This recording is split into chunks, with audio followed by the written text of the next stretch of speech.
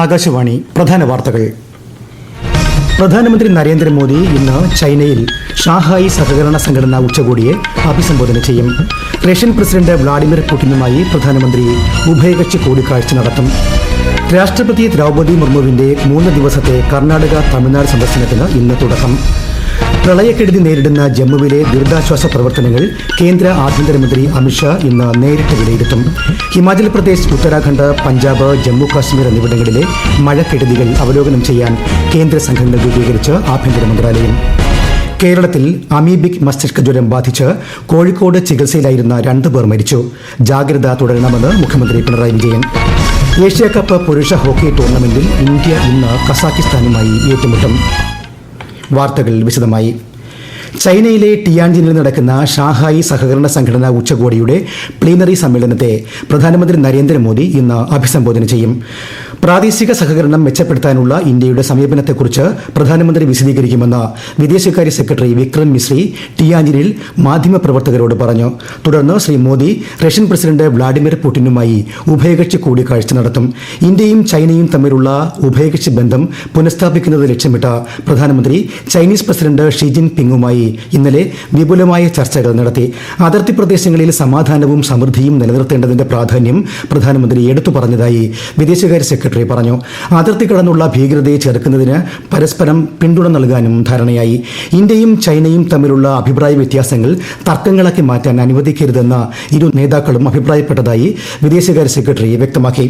Cross-border terrorism was mentioned by the Prime Minister as a priority. He did underline the fact this is something that impacts both India and China, and that it's important therefore that we extend understanding and extend support to each other as both of us combat cross-border terrorism.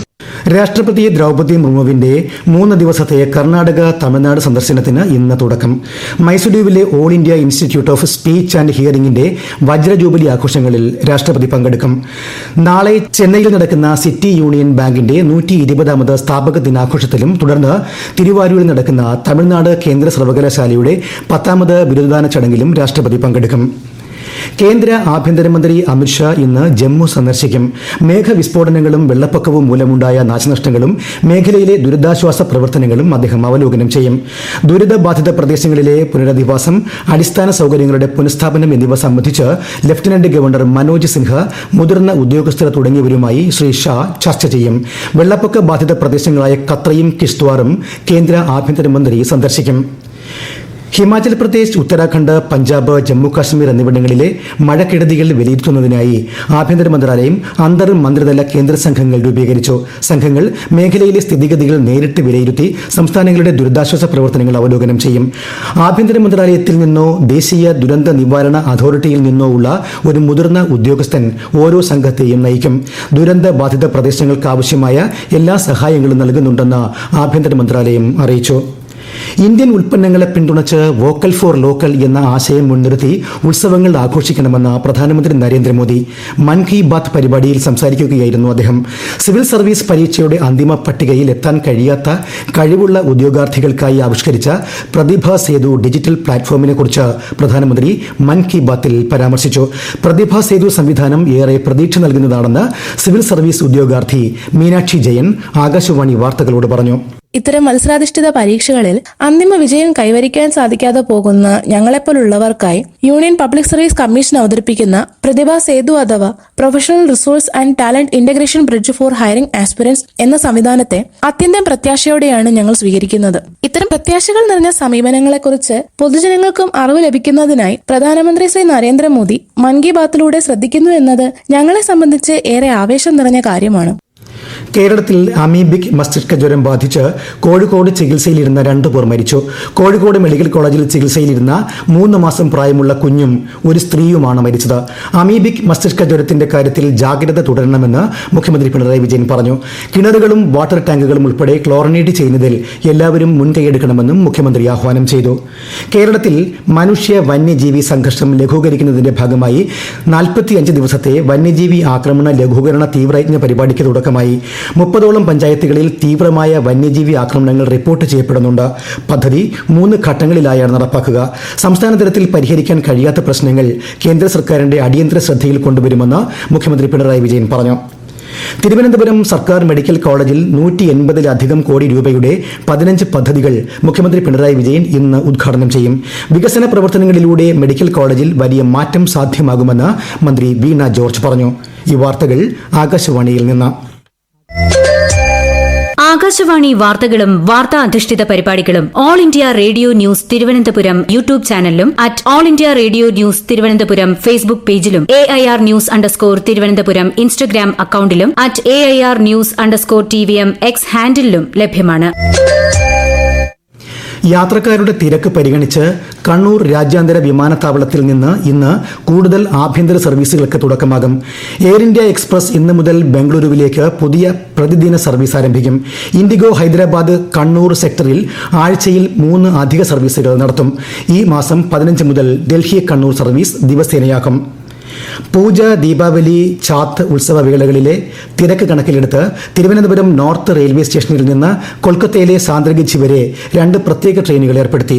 September 5, 12, 19, 26, October 3, 10, 17 തീയതികളിൽ 4:20 തിരുവനന്തപുരത്ത് നിന്ന് service ആരംഭിക്കും. നടപ്പ് സാമ്പത്തിക വർഷത്തിലെ ആദ്യ പാദത്തിലുണ്ടായ 7.8% GDP വളർച്ചാ നിരക്ക് ഇന്ത്യൻ സമ്പദ് വ്യവസ്ഥ മികച്ച നിലയിലാണ് എന്നതിന് തെളിവാണെന്ന് കേന്ദ്രമന്ത്രി കിരൺ റിജിജു. ന്യൂഡൽഹിയിലെ ഭഗവാൻ ബിർസ മുണ്ട ഭവനിൽ ബിർസ മുണ്ട പ്രതിമ അനാച്ഛാദനം ചെയ്ത ശേഷം മാധ്യമപ്രവർത്തകരോട് സംസാരിക്കുകയായിരുന്നു അദ്ദേഹം. ഇന്ത്യയെ സ്വയം പര്യാപ്തമാക്കുന്നതിന് മെയ്ക്ക് ഇൻ ഇന്ത്യ പ്രോത്സാഹിപ്പിക്കുകയും തദ്ദേശ ഉൽപ്പന്നങ്ങൾ കൂടുതലായി ഉപയോഗിക്കുകയും ചെയ്യണമെന്ന് ശ്രീ റിജിജു പറഞ്ഞു. स्वदेशी होना चाहिए, भारत में बनी हुई चीज़ें को इस्तेमाल करना चाहिए, मेक इन इंडिया को बढ़ावा देना चाहिए, भारत को आत्मनिर्भर बनाना है. इतना स्पेक्टेकुलर ग्रोथ 7.8% हमारे इस क्वार्टर में जो GDP ग्रोथ हुआ है उससे साबित हो गया कि मोदी जी से ज़्यादा अच्छा इकोनॉमिक मैनेजमेंट कोई कर नहीं सकता है दुनिया में. ഏഷ്യാകപ്പ് പുരുഷ ഹോക്കി ടൂർണമെന്റിൽ ജപ്പാനെ 2-3 ഗോളുകൾക്ക് പരാജയപ്പെടുത്തി ഇന്ത്യയ്ക്കായി മൻദീപ് സിംഗ് 1-ഉം ഹർമൻപ്രീത് സിംഗ് 2 ഗോളുകൾ നേടി. ഇന്ന് ഇന്ത്യൻ സംഘം കസാഖിസ്ഥാനുമായി ഏറ്റുമുട്ടും.